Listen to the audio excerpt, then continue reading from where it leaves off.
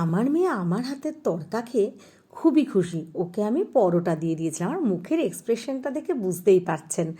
তো চলুন আপনারাও এইভাবে একবার বানিয়ে ফেলুন। আমি কিছুটা তড়কার ডাল আর রাজমা ভিজিয়ে রেখেছিলাম। তারপরে লবণ দিয়ে একটু সেদ্ধ করতে দিলাম। এদিকে পেঁয়াজ, রসুন, আদা ব্লেন্ড করে নিলাম। রাজমাটা সেদ্ধ হয়নি বলে হাফ ব্লেন্ড করে নিলাম।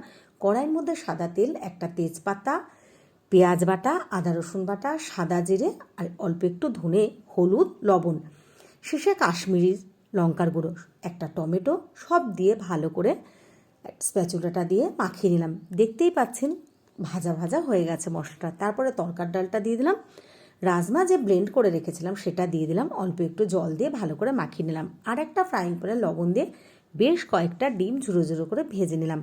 তরকার যে ডালটা রেডি হয়ে আছে তার মধ্যে সব ডিম ভাজাগুলো দিয়ে দিলাম। ভালো করে বেশ কিছুক্ষণ মাখিয়ে একটু গরম মশলা দিয়ে ধনেপাতা দিয়ে নামিয়ে নিলাম।